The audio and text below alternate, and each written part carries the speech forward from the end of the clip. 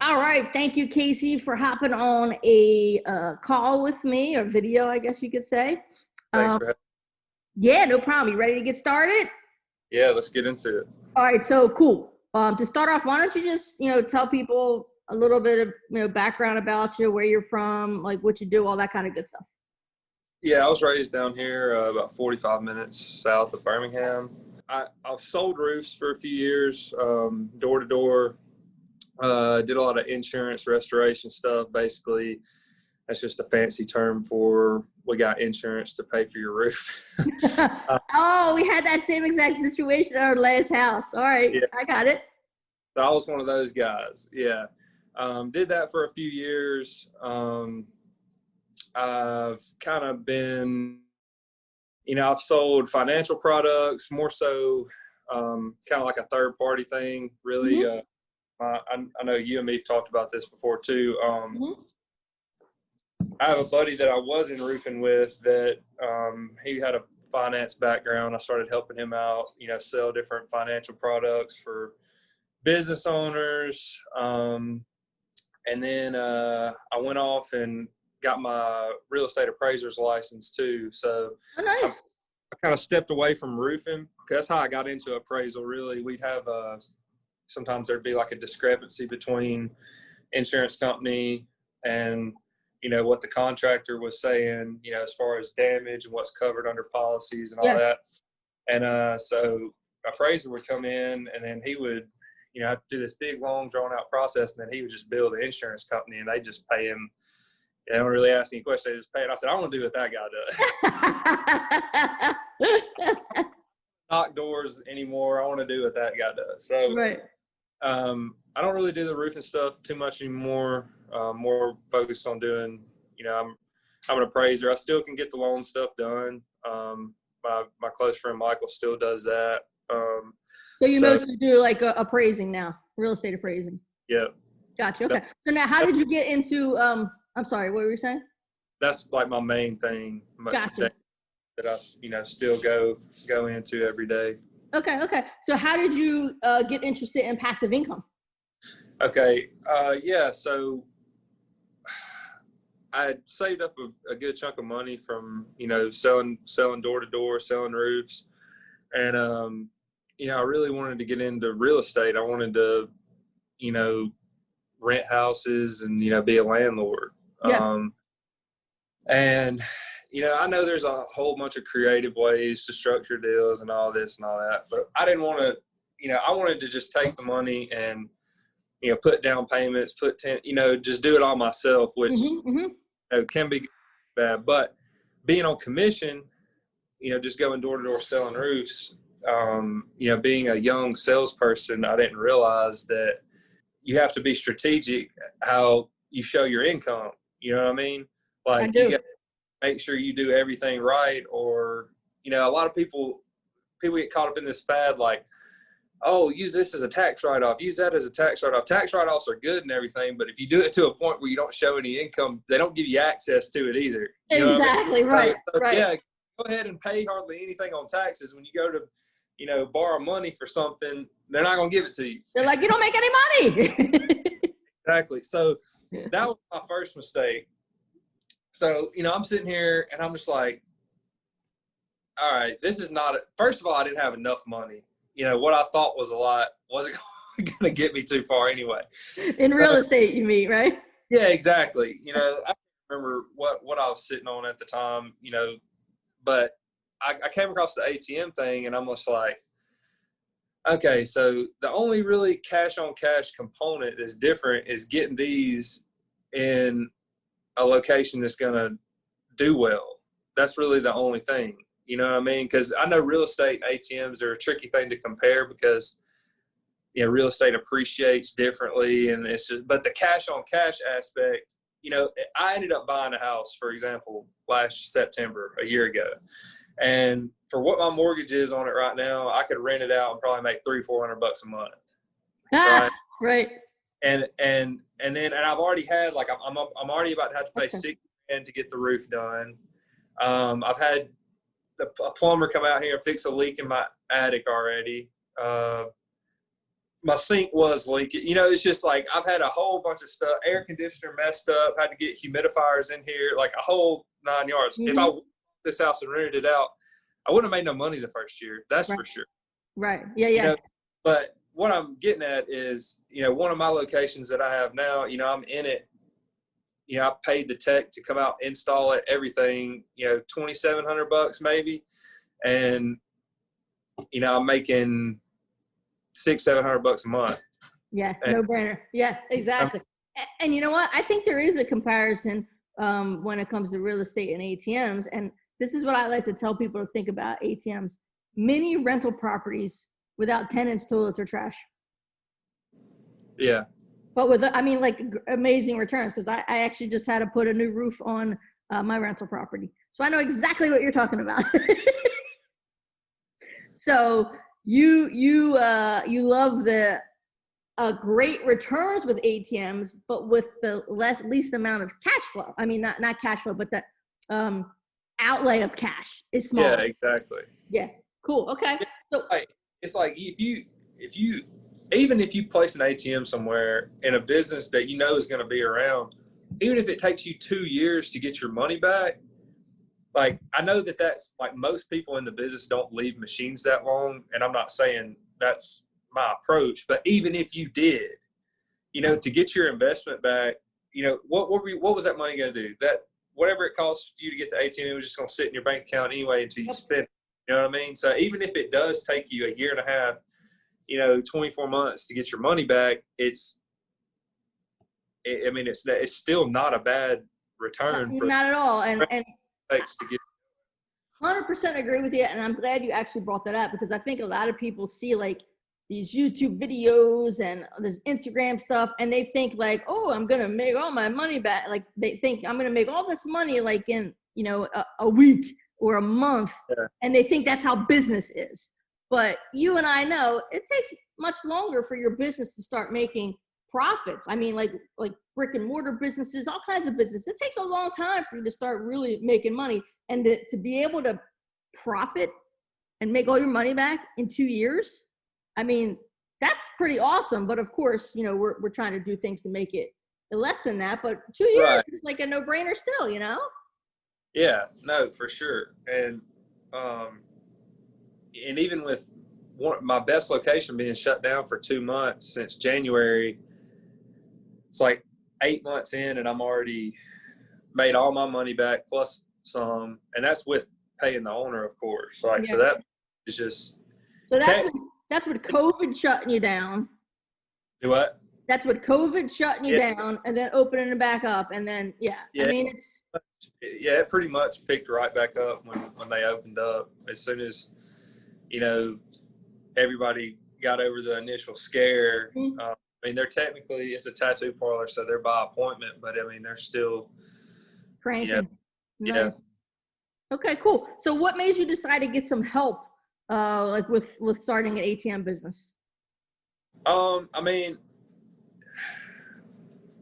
I'd just rather, you know, learn from somebody else's mistakes and go out and make it on my own. You know, I just would rather, you know, for the most part, it is, you know, pretty simple and straightforward business, but, you know, there's definitely, I mean, I've had, you know, several hiccups along the way, and still am dealing with some right now. But I'm just one of those guys where it's just like, you know, I'd rather accelerate my time, because that's what it comes down to, is time. For no matter what you're in, you know, you're going to make X amount of dollars in your life, but if you can make it quicker, that's really the main component of how to get wealthy. You got to do it quick. You know what I mean? Great point. Yeah. So you wanted to say that you wanted to, you know, avoid mistakes and all that, but your big thing was, hey, I want to save time. Yeah, and I just wanted to do it right. You know what I mean? I just wanted to, you know, didn't want to have to trial and error this thing out. Rather just get out there and, you know, learn from somebody that not only has done it, but is still doing it. And that's, you know, and if I've got the money at the time, and then, you know, the time to put into learning something, you know, I'd much rather just, like I said, cut the learning curve down, cut the time it takes, and just pretty much Yeah. follow the steps. And Exactly. Because time, this is the thing that blows my mind with people. Like, time is that one thing you're never getting back. Ever. exactly. Ever. Yeah. All right, cool. So obviously you became a student of mine. What was one of your biggest concerns of becoming a student of mine? Concerned about becoming a student. I even though, like, I think honestly, when I got signed up, it was just I'm kind of like the person where it's like, if I decide to do something, I'm just going to do it. I'm not going to sit here and like pick everything apart. If I see something that looks legit and I want to do it, I do it. I think I just randomly, I can't remember if it was an ad of yours I saw or what it was, but I scheduled a call. I think I talked to Marvel maybe, and pretty much laid everything out. And I was actually I was on my way to a roofing job that I was doing, and it was in a pretty nice neighborhood. Me and Marvel got to the end of the call, and told me the price or whatever, and I was just like, I was literally pulling up at the job. I was like, look, man, I was like, I don't want to waste your time. I'm sorry. Can I call you back in like 15 minutes? So I hung up the phone and got on my phone and I did some math and I come up with the commission I was making off of that roof. Yeah. And I was making about almost double of what, the training to get started. And I was like, look, I'm just going to take half this commission check, just do it. And, stop letting some of this money, because I did really great with it for a while. I was just like, I need to stop letting this money just build up in my bank account and put it to work. Or like I was saying earlier, you just let it sit there long enough, something's going to come up and you're going to justify to yourself why you need to spend it. So I was just like, I need to get rid of it, start making some money, you know what I mean? And so that's what I did. I mean, it was just like a spur of the moment. Like, I knew, like, I kind of did a little bit of research in between, before I booked the call, and I knew like about how much a machine cost and like, what it would take to do it, yada, yada, yada, whatever. So, I mean, I don't really think my concern was just, I don't even know if that even came into my head. I was just you didn't have a concern like, oh, this is some crazy lady. Like, did you do some research on me, or what did you? Yeah, I watched some of your videos, maybe videos on YouTube or something like that. And, I did like a little bit of due diligence, and I really, there wasn't, I didn't see anybody that had, too many bad things to say, or, like I said, I made up my mind I wanted to do it, and I just put all the naysaying, things away, and I was just like, I can make this work. I see these independent owned ATMs or non-bank ATMs all the time. And actually, I used to live in Atlanta between 2012 and 2016, and I had a guy that I met up there who owned ATMs at one point. I never really like talked to him too much about it, really know much about it, but I knew it was a thing. I know a lot of people are like, I didn't even know you could own an ATM. Yeah. I thought, well, I knew you could do it. Like, so I already knew that, like, that never was a concern for me. Is like, can you actually own an ATM? Because I know a lot of people don't know that you can. Yeah. Still to this day, a lot of people don't know that you can. Yep. Exactly. So I knew you could do it, and then I was just like, this would be, at the time, to me, it just like a light bulb went off, and I was just like, this is perfect for what I got going. Once you have your locations and you have everything in place, bank account, all that initial legwork, it's a pretty easy thing to accomplish on the side. I mean, I got 4 locations now, and I don't feel like I spend much time at all. Yeah, I mean, it's real simple to maintain it, Yeah, exactly. And like, there's no really overhead unless you're paying for wireless boxes, and I only have one of those. So, it's pretty easy. You know what I mean? So, you have 4 machines right now. How long after you started the training do you think it took you to place your first one or get your first signed contract?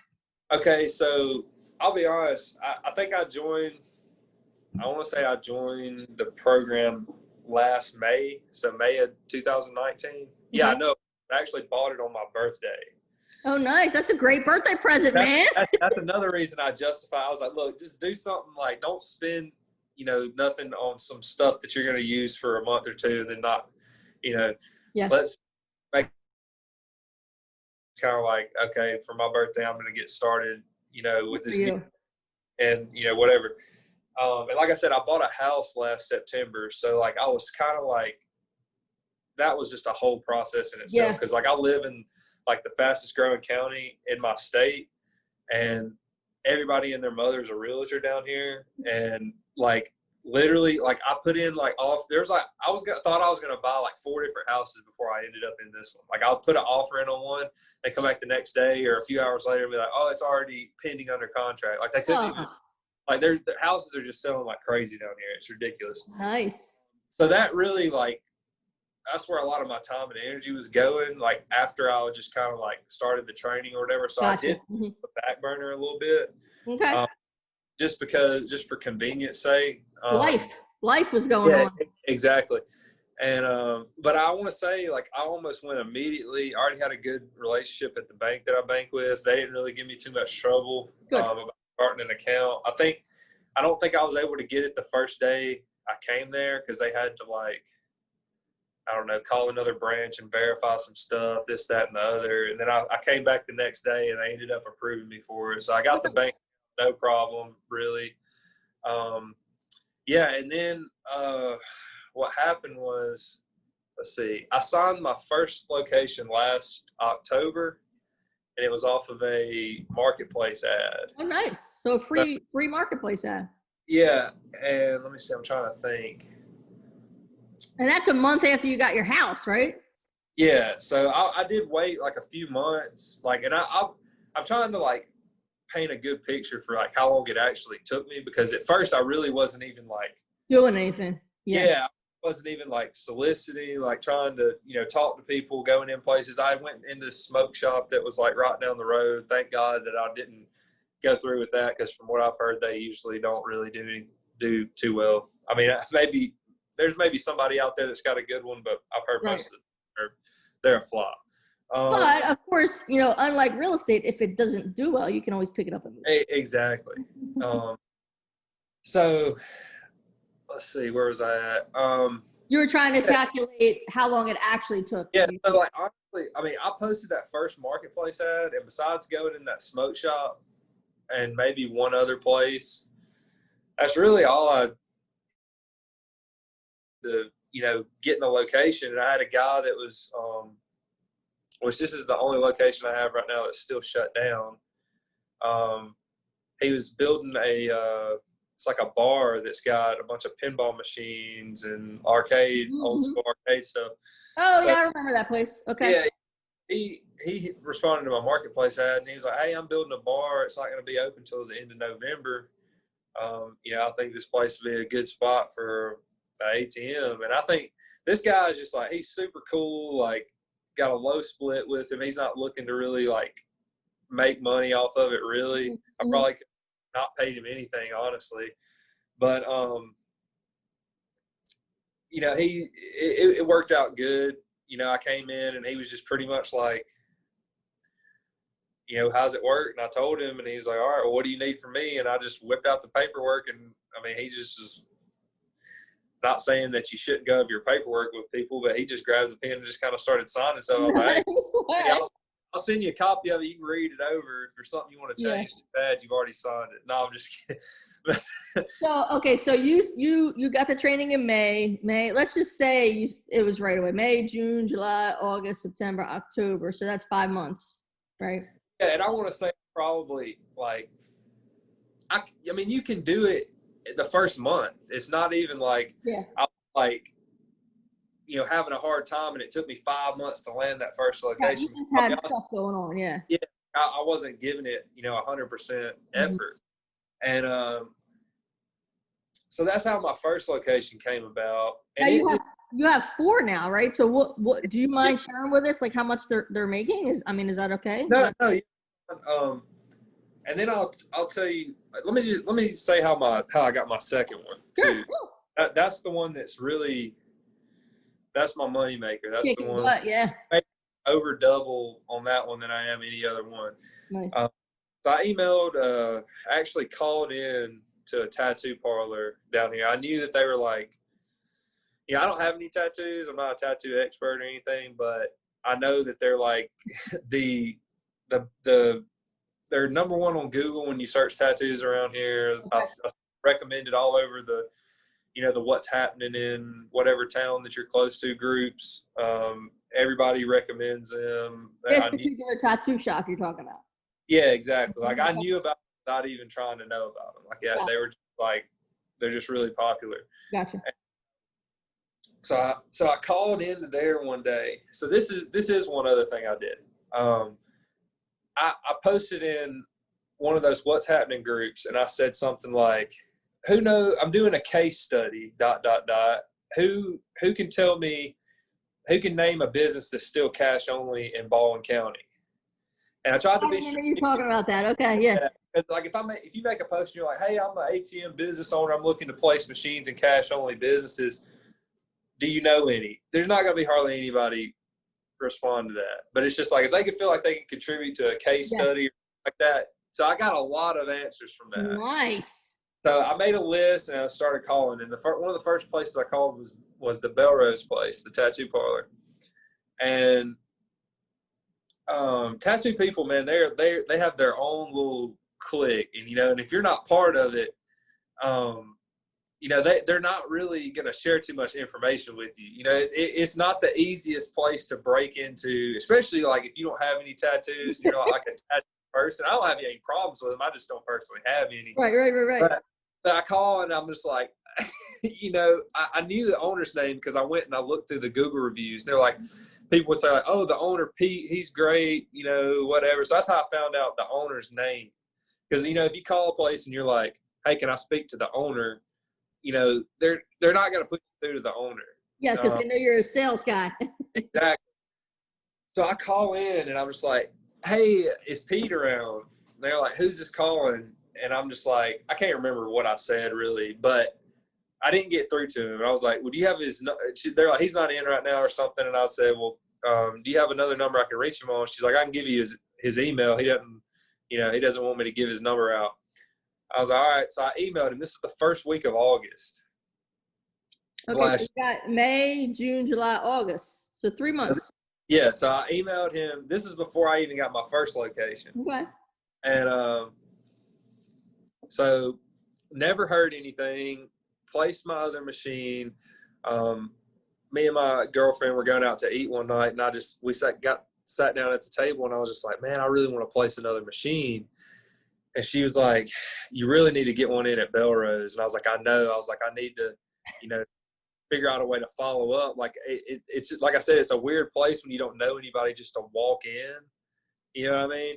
So I got my phone out and I checked my email, and this was we were probably like, it was like 7:30 maybe. We were sitting down to eat dinner. Pete had emailed me back 2 hours, like at 5:30 that day. So we were just sitting there talking about it at the table, and like I hadn't even checked my email, and I just like pulled my phone up right when she said that, and I was just like, holy crap, he emailed me. So like it took him like a couple months to email you back. 4 months. This was the first. So that was the first week of August. This was the first week of December. Oh crap! I didn't try to follow up or anything. Like I just like I was saying, I was doing a lot of life stuff, getting the house, getting the other machine placed, transitioning from roofing to appraisal, whatever. And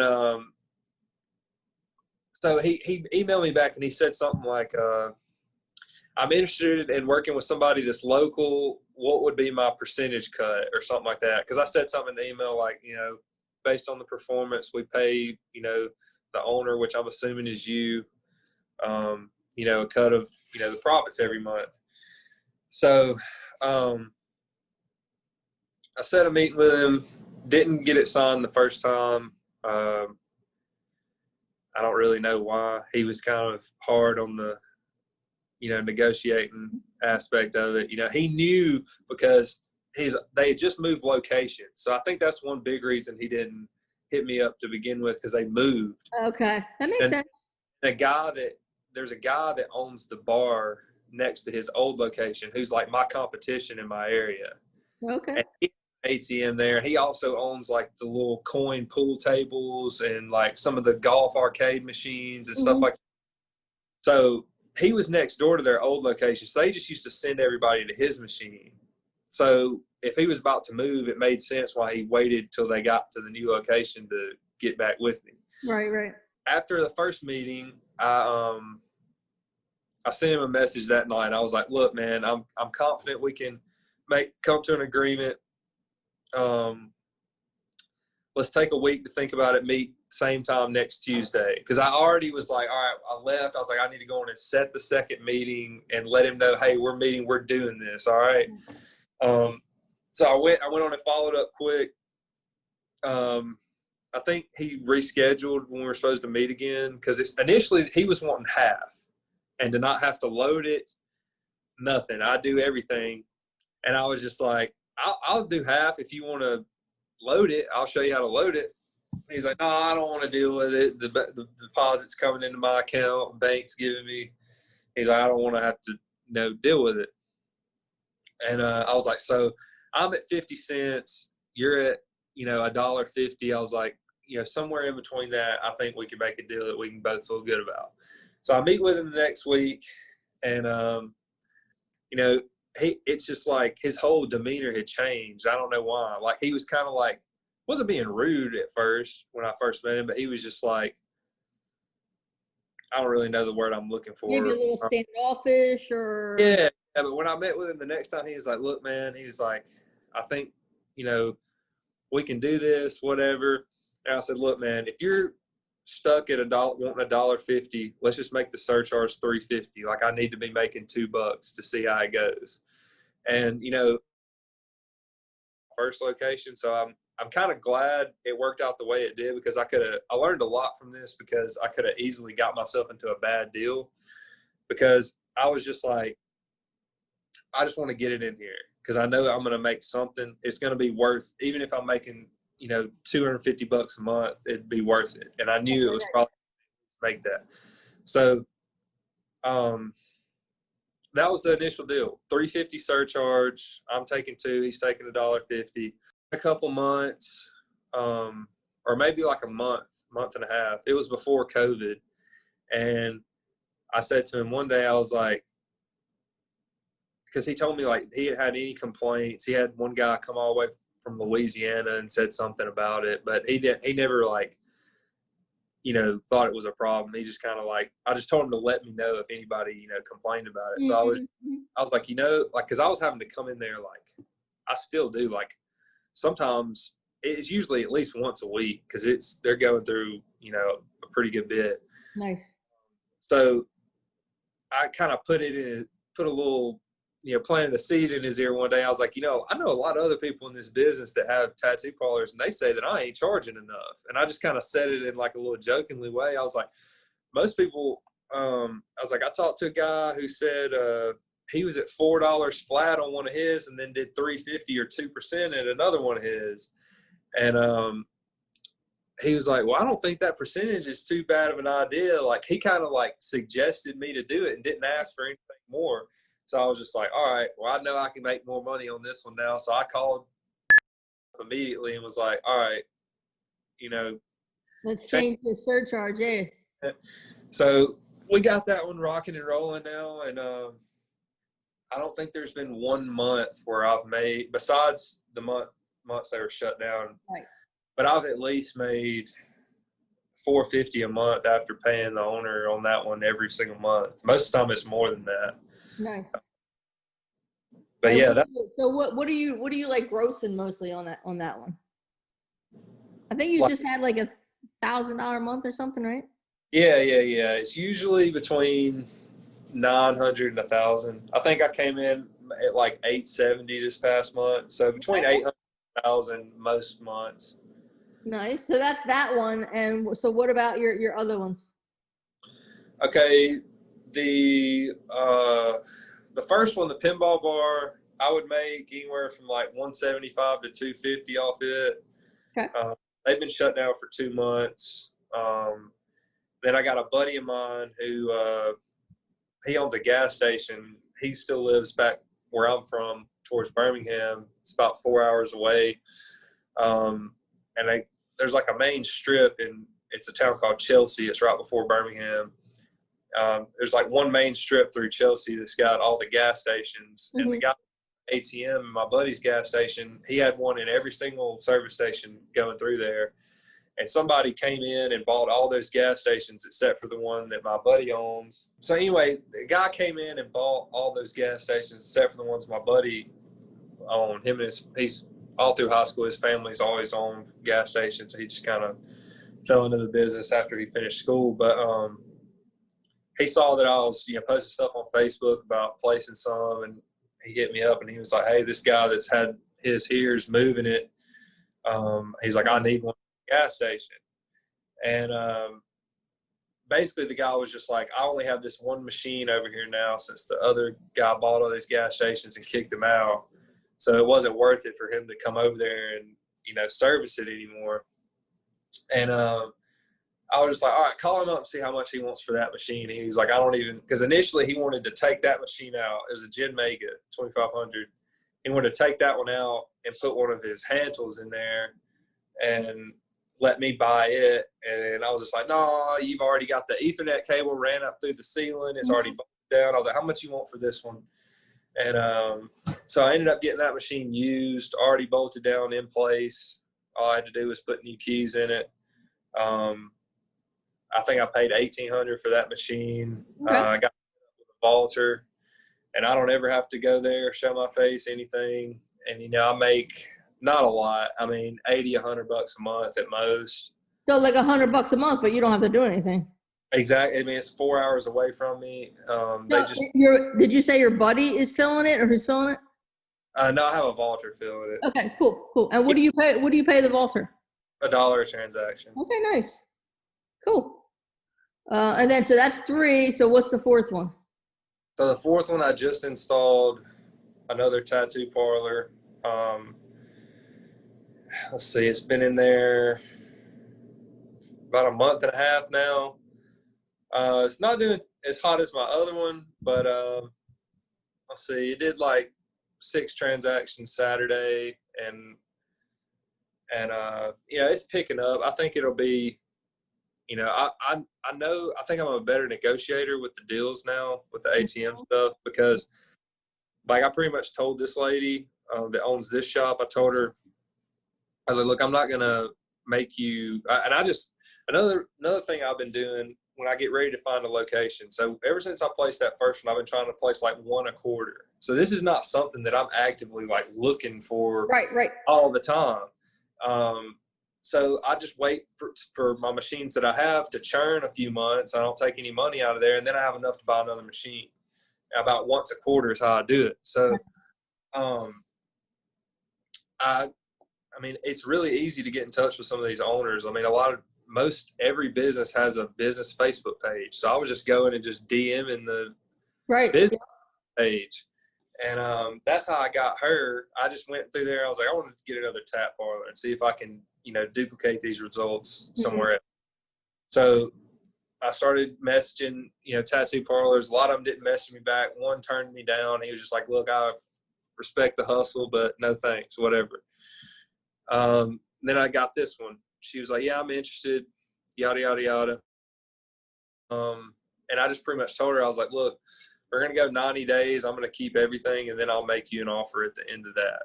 Like, I'm not going to, I was like, because there's no way for me to tell. Right, for sure. How the machine's going to perform. So that's kind of the approach I've started doing. It's like, look, I was like, I want to be cutting you a $300 check every month, just like I do at my other one. I was like, but I don't know that yet. Like, I can't make you that deal without, seeing how it's going to perform. So I just told her, I'm getting everything the first 90 days. And then after 90 days, we'll kind of sit down, look at everything, see what it's done. And then we'll come up with something we both feel good about. So how many, I know that you said they did 6 on Saturday. What have they done in the first month so far, do you think? I'd have to look. I had some issues with this deal because I had the same company I was going to have a loader for that one too, because it's like 45 minutes from me. It's all the way in West Mobile. So I got to go all the way across the bay. And I was just like, dude, if this thing does is half as good as my other one, I'm going to be running crazy, 2-3 times a week across the bay. And so I was just like, I'm just going to have a vulture do this one, whatever. And so the same company that's loading the one in Birmingham, it's the same company, because I had to pretty much process those machines with them for them to load it for me. That's just, what their deal was. So I've never had a problem with the one up north at the gas station. Never once. I don't have to worry about it going empty or anything. Obviously, it's a different person loading this one down here than it is up there, though. Right, so right. I'm under the assumption that everything's going to go, perfectly fine. Same as the last one. Which I've learned not to assume that. But so the dude lets the freaking machine run out of money the first load. Wow. Like, he's putting like $2,400 in there at a time, and I'm just like, look, I'm not going to pay this guy $1. Like, I can figure out a way to free up $2,400. Exactly right. So I was just like, all right. I called the guy that I deal with on those, and I was just like, all right, I'm just going to load it myself. Whatever. I wasn't really luckily the owners were really cool about it. They were just like, I was just like, I hate the way it makes me look. That had a machine run out of money. It was that one time. Yeah, it makes us look bad when that happens. Yeah. It's just like, this joker come to me wanting to put an ATM in my business and can't even keep it full. You know what I mean? And but luckily they understood. And so you took it back and now you're loading it? Yeah, I took it back and I'm loading it now. So basically what I was getting at is whenever it moved, they made me like a new terminal in my portal, whatever. So I can't even see what it did from like the middle of August back. So really, like, after the end of this month, I'll really be able to see where I'm at with it. Plus, I think people are starting to use it more because they're completely cash only. They got it stickers on the door, on the counter, on their website. So it sounds like with the 3, you're making, at least $1,100, if not more. And then the other one. When they're all going, I'm between like $1,000, $1,200 a month. Nice. And I've got like, let's see, maybe. With the $1,000 to $1,200, that's just with the 3, right? And then you're going to add this one. Yeah, something like that. I'm looking between all 4. I'll probably somewhere in the $1,200 to $1,500 range. And I've got probably, I don't know, 9, maybe 10,000 invested because I've got all brand new machines except for that one. And then obviously that's not counting the cash that I got circulating through it, but I really don't look at that as like an expense. It's either going to sit in my ATM machines or it's going to sit in my bank. So let's talk about that a second so people can wrap their heads around this, because people drive me crazy when they're like, oh, you don't make that much money. So you invested $10,000 so far and you're making about. That's probably high end. It may be even closer to like 9, but either way. Let's say 10. So you invested $10,000 so far, and every single month, like clockwork, because of that $10,000 that you invested one time, you're making $1,200 to $1,500 a month. Like, now, let's say you took that $10,000 and just stuck it in your bank account. What would you make every month then? Not a lot. At one point, I had one of those 2% high yield savings accounts with like Ally or American Express. And I think at one point I had like 25 grand in there and I was making like $40 a month in interest, $50 maybe. So like at $1,200, $1,500, 10 months or less, you made your money back on that 10 grand. And now it's just gravy. Like, that's what I need people to understand about this business. Yeah. Okay. You have 4 machines and maybe they're making you 300 or 400 each, but after 10 months, it's all profit. Yeah. And what's cool about it too is, and this is why I really haven't just bit the bullet and moved that first machine out of that pinball bar yet, because it's a good spot when it's running, but it has weird hours. And the guy that owns it, he owns like a hospital too. So it's not like, you know, with this pandemic, you know, the money he makes from his job, he can pay the rent at that building and not really worry about it. It's not like his bread and butter that has to be open and feed his family type thing. It's just a fun side thing for him to have a bar and, you know, whatever. Is because you get that one good location. Like, worst comes to worst, if my other three just sit there and do no transactions, that one tattoo parlor I have will pay for everything I have invested within 2 years, just off that one machine. Yep. So like within, honestly, probably a year and a half, like 18 to 24 months, I've got 4 machines. If 3 of them don't run, I'm going to get my money back relatively quickly. Yeah. And like I was saying earlier with the house analogy, you know, this house I'm in now, I mean, it's nothing special. I bought like a little 3-2 cottage style house. They're real close to each other in like a little neighborhood. And, you know, I paid $135 for the house. And then, like, if I were to move out and rent it out, you know, I had to put a 10% down payment, and then I'm going to make, let's just say $400 a month. Make 4 times that with a fraction of that invested. Cash on cash wise, it's a real, you know, it's a cool business. And you don't, you know, it'd be cool to go full time with this one day. I mean, it would, but just doing it on the side is like, I mean, to have an extra $1,000-$1,500 a month that you don't really have to touch. It's just like, I look at this as like, I've turned my savings account into an ATM business. You know what I mean? Because now I've got all the moving, you know, I had to spend some of it to get the moving parts together, but now it's just like I can not even really think about saving money. And if I'm just living off what I make from my job and not touching my ATM money, I mean, it's hard for a lot of people to save $1,000 a month.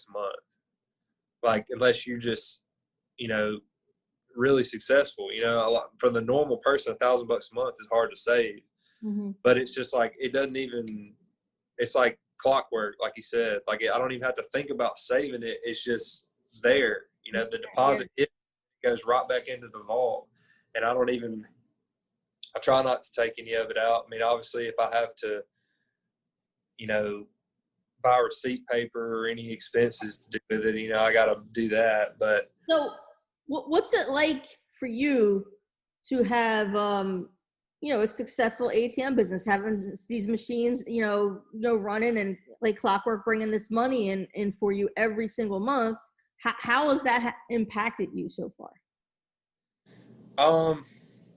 I mean, it's really cool to see, because like I've messed with several different business ventures since I got out of school and realized. Like what? What are some? Give us some examples.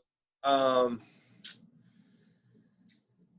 I've tried, I mean, the stock trading, I actually sold a lot on, in e-commerce. I've done the eBay and Amazon thing, and I was like semi-successful at that. You know, I've sold probably,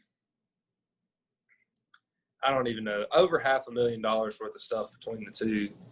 So I've done that. And all that stuff's cool and all. I've never really created the product and private labeled it and then done, or just like drop shipping or like yard selling, reselling, the whole little Gary V thing. Yep. Let's see. Why did you stop doing the eBay and whatnot when you sold over $500,000 worth of stuff? Yeah, it's okay. So yeah, I think, let's see. So 2019 on Amazon, I did like 291,000 in sales. And I mean, I made like around 20K. I mean, it's like, right. The razor thin margins, you know, less than 10%. I mean, it's cool. Like I'm actually dealing with the appeal right now. And that's a pretty passive business too, if you get good enough VAs to take care of everything. But it's just cool to see something that you can actually touch. Like it's not like just which internet businesses are cool. I understand, you know, the way that society's going and, technology, whatever. But it's cool to like when I go in there, like when I fill up my tattoo parlor and they're like, oh man, I appreciate it. I don't have to send people down the street anymore.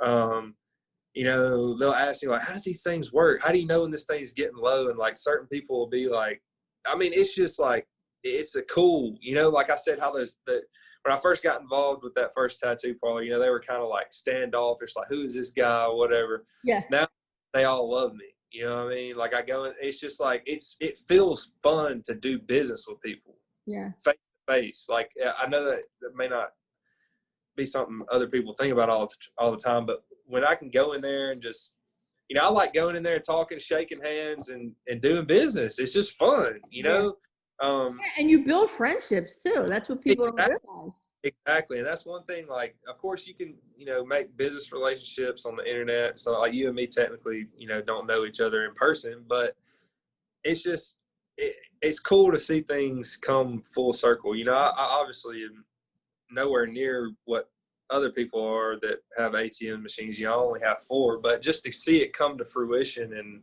and be like, okay, look, I'm out here really, getting people to sign contracts and I'm shaking people's hands. And then all of a sudden you start brushing shoulders with people that can actually help you do other things too. Like, yeah, you know what I mean? Like if that's what being like your entrepreneurial side, whether you're full-time with it or whatever, you gotta be with the right people. And I feel like this is one of those things that can lead you, because like we were talking about earlier, not a lot of people know that you can even own ATMs. So it's even to people like the little town that my first machine is in at that pinball bar, it's called Fairhope. It's a real, like, when you even enter the town, it's just different vibes there. It's a lot of wealthier people. The town is like, people tend to think people are kind of snooty-ish from there, whatever. But you start, like, every time I'm at that bar and then the owner will be like, hey, this is Casey or whatever. He set me up with this ATM. They all think it's like this super interesting thing, and it just like gets them talking. Then you start learning about what they do. Like I've talked to freaking surgeons, like real estate investors that are on like 50, 60, 80 properties around here. Like you just start brushing shoulders with the right people. Yeah. It's something that's, people that do business like to,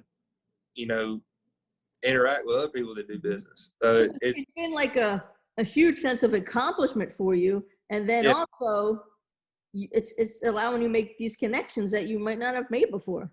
Exactly. Nice. All right, cool.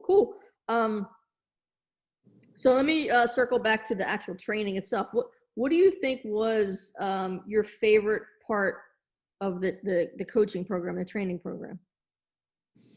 Honestly, to me, I think the biggest thing, the training and the videos and all that stuff is good. And it's just like you say at the beginning too, no matter what training you get, it's not going to work unless you work. And I know, like, kind of earlier, the way I was talking, I was kind of making it seem, I don't want to make it seem like the way I got my locations is just effortless. It was a little bit of work, a little bit of luck, and then just being, a normal person. But I think the beneficial part is just having the group there. A lot of my friends, they're like, oh, I got to get off Facebook. I need to stop seeing all this yada, yada, yada, yada.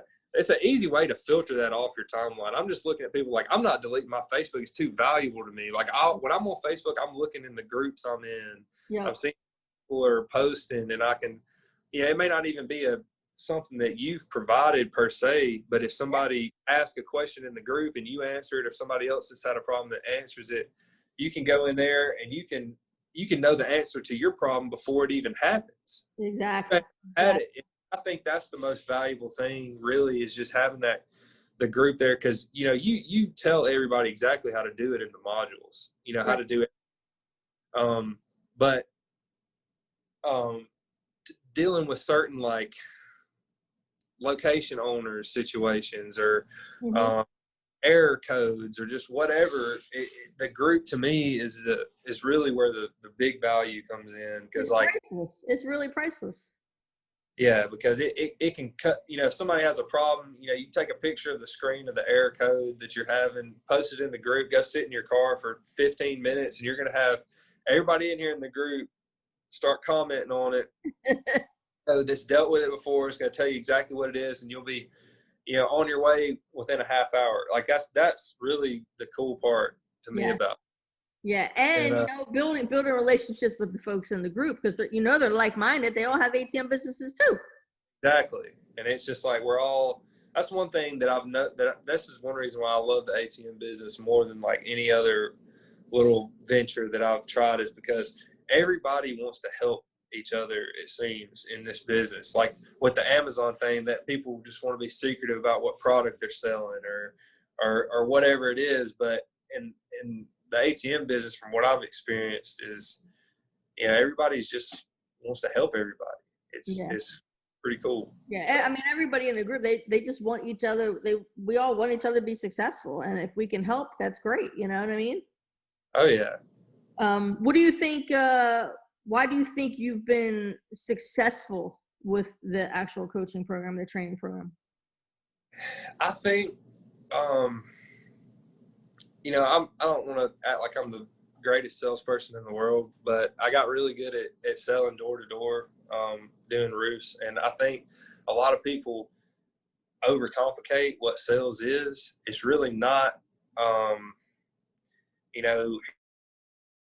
clipboard and here's my fan, which I know.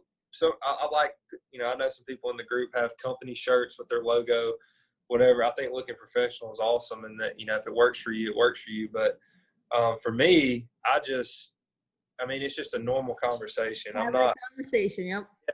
I'm not, one thing, like this latest location that I had, just looking back on how I did that tattoo parlor to my first one, even though my first one was doing a lot better, and I'm not, disappointed with the outcome of that situation at all. But I was a little more desperate for a deal than I was on this last one. Like I just, it's just, you just want to be a normal person. Just don't act like, like the lady's just like, when I went to talk to her the first time, and she's like, "Do you do contracts?" I was like, "Yes, ma'am, I do." I'll get one typed up and, sent over to you tonight. I was like, I can't, because I came straight from work the first day I met with her. For time reasons, I couldn't run home and get a contract. And it's just the way you talk to people. I think a lot of people overcomplicate that, and I think that's how I've had the success I've had, is because I don't show up like a salesman. You know what I mean? I don't show up like I'm here to, make some money off of your establishment. I'm there to, paint the picture of how we make things more convenient. And I always keep their customers in mind when I'm speaking about the benefits of it. It's just like, we're making money, but like that's why I told this last lady, I was just like, look, I'm not going to get rich off of one location. Like I'm not here to try to make some deal that you don't feel good about over a quarter. You know what I mean? Right. And like, I think just being honest with people and just being straight up transparent. Look, this is what I got to do. This is where I need to be to make it worth it to me. If it's not doing that, it's one of those things you just got to get over, saying the things that may seem uncomfortable to people too. When it comes to negotiating, it's just like, at the end of the day, like you said, you do make some good friends doing it, but at first you got business, and a lot of people understand that. And especially that's why tat shops are a cool place to target, in my opinion, is because like if somebody's getting a tattoo done and they've been in there for 5 or 6 hours, it's getting late, the shop's already closed, they're just staying after to finish, them. They don't want to have to send them to their bank or an ATM down the street and wait on them to come back to pay them. So even if those guys don't make anything off of it, you're saving that. They want to get home. They got a family too. Yep. That it's just all about how you can't, like, you got to make them feel like, you got to really let them know what they're getting with it too, besides just a cut of the profit. Yeah. Like that's like the least important thing. Yeah, for sure. So what would you say is your favorite thing about your ATM business so far? My favorite thing.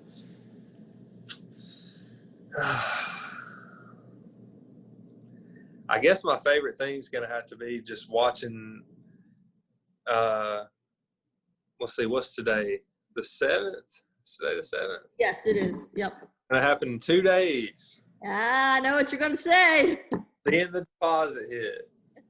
I mean, that's cool too, but I think like we were talking about a second ago, just building the relationships is really cool. Even at the bank too.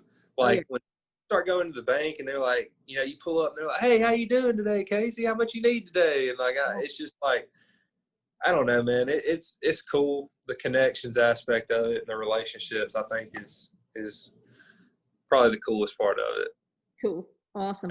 People have had some horror stories with business owners. You know, fortunately, I haven't had any of those yet, and hope I don't. But yeah, connections with the right people. I'll say that. There you go. That's a good way to put it. I've only had one horror story, and it ended up working out, so it's all good. What would you say to someone who is, you know, maybe considering working with me and becoming a student and going through my coaching program, but maybe they're on the fence? What would you say to them? I would say just do like I did and just don't worry about, because I've already, let's see, I could have got what got done the last half of last year in the first month if I really wanted to. You know what I mean? Yeah, true that. Yep. You can get it done, and you're gonna make the money back. Like, you got to know that, like, okay, you're getting into this so you can make money. If you're worried about not making the money back that you initially invest in it, probably is not for you. Like, you don't like, if you're sitting there asking yourself the question, like, what if I don't make my money back? What do you mean? You're not in this just to make your money back, you know? Right. Like, you're that's the craziest thing. It's like, what if I don't make my money back? You're not trying to make your money back. You're trying to, it's like it's like it doesn't stop. It's not like it's a thing you paid for to try to get your money back. That's just stupid when people say that. It's like, if you're worried about not getting it back, then you just have the wrong mindset. Like, you gotta know you're gonna get it back. You're going into something that you want to, make money every month on the month, like clockwork. I mean, it's I feel like your mindset is the biggest thing going into it. Just go into it, be fierce, and know that there's a lot of other things out there that are a lot more uncomfortable to talk about and sell than a free ATM. I will tell you that. Exactly right. I mean, it is literally like, it's not that hard to sell somebody on getting one of these. Because let's say it doesn't feel like you're not selling anything. Like, it's just a conversation with another human. Yeah. Okay. Cool. So, final thing, if they're sitting on the fence, just do it. Yeah, I mean, you know, at the end of the day that you need some extra income, or you wouldn't be searching for these things. I think everybody could use a little bit of extra income, and all it takes is really having that, realistically, a decent location you're only going to make a couple $100 a month off of. But if you get, a couple of those, and then a couple more here and there, and then you get that one big one that's backpacking your whole portfolio, it makes things like a lot, every deal doesn't have to be like that, but you realize that they are out there, and a lot of people think, you hear people talking about this industry going away or whatever. There's still plenty of money to be made. You're sitting on the fence about it, and you're wondering whether,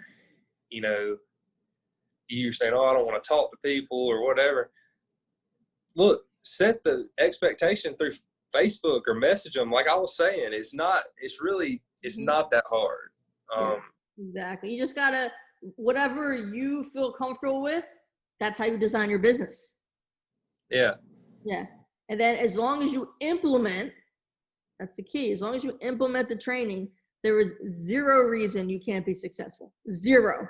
Exactly. And a lot of people, I feel like, get caught up in knowing everything about the machine itself and knowing how to install it. Look, I'll be honest with you. I have not installed any of mine, which I'm a little embarrassed to say, but I just haven't. Like every deal has come up and I've just wanted to get it in. And instead of just going and buying the tools and doing it myself, I'm just like, all right, Brian, come, I got another install. Can you get it for me this week or whatever? Well, I mean, what you're doing is you're paying someone else to free up your time.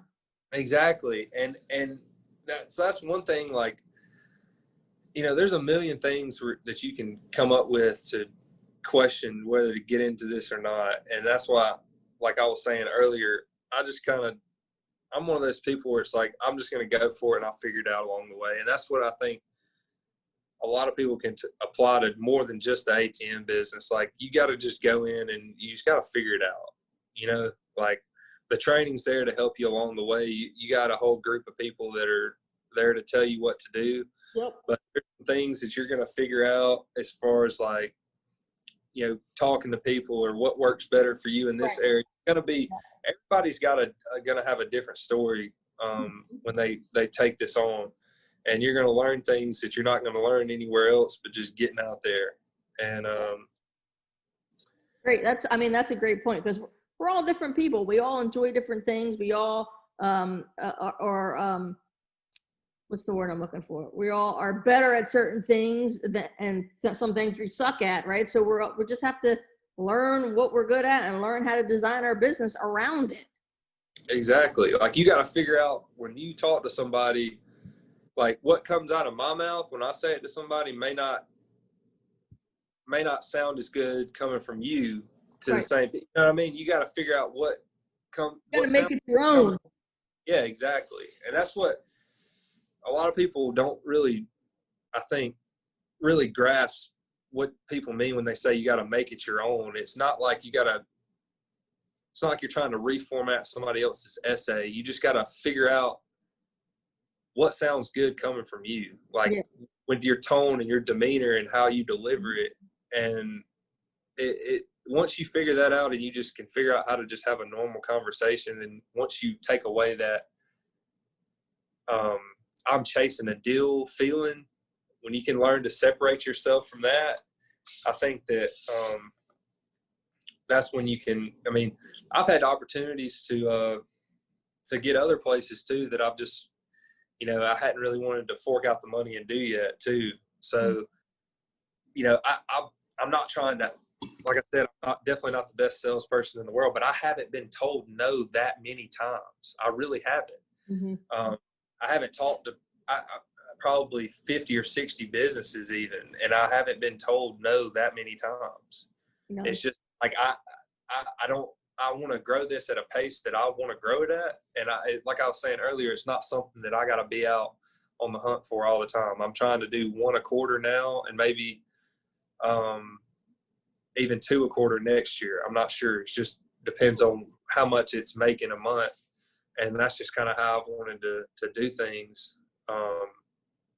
But yeah, it's a real simple thing. I think people just overcomplicate it. And if you're on the fence about it, just get it done. You're not in this to just make your money back. You're in this to make some money for forever. Forever. Forever. Yes. I like that. Like what I'm thinking about, like this second location I got, that tattoo parlor, it's like, you think about how much money this is going to bring me in 5 years. Like that's like, if I didn't place any more machines and I just let the ones I have run for 5 years, without touching anything, that's just a $50,000-$60,000 just on its own, just on autopilot, just building. Yep. Exactly. And when you start putting that, like 5 years is not that long. like it goes by fast, especially when you start getting a little older. Like you realize like 5 years, like it'll go. And, so you start thinking about these locations, when you get into a place that's, tried and true, been there a while, that's, what the owner does for a living, and they're going to be there. You start thinking about the money it brings you over not just a month, but over the span of a few years. Yeah. So you've more than made your money back. So get over that whole, oh, am I going to make my money back? No, you're not going to make your money back. You're going to make a whole lot more. Yeah, exactly. Awesome. All right, cool. So do you have any final words that you want to share with anybody before we part ways? Yeah, there's probably going to be something that I forgot after we get off here. But, yeah, I feel like I pretty much said everything I wanted to. I mean, I think it's a great thing for just the normal person to get involved with. It doesn't take too much capital. Regardless of how long it takes you, I feel like saving up for an ATM is a pretty achievable goal for most people that are searching for business opportunities. And I will say this. I did want to share this. This is one thing I learned from this new my latest location I got. I think I was talking with somebody else about this in the group, because a lot of people with these higher transaction locations, such as a tattoo parlor, where you're going to have $400 or $500 transactions, Mm-hmm. and people are wanting to do the 2% or whatever fee, $3, $3.50, $4, whatever. One thing I learned, okay, so this last machine, I put the max withdrawal at $500, and I did a $3.50 or 2%, just like I did at my other place. For sure. Now, it's a bit cheaper part of town, so I understand that part. But I'm telling you, when somebody goes to withdraw $500 and they see a 4-digit surcharge, it's not good.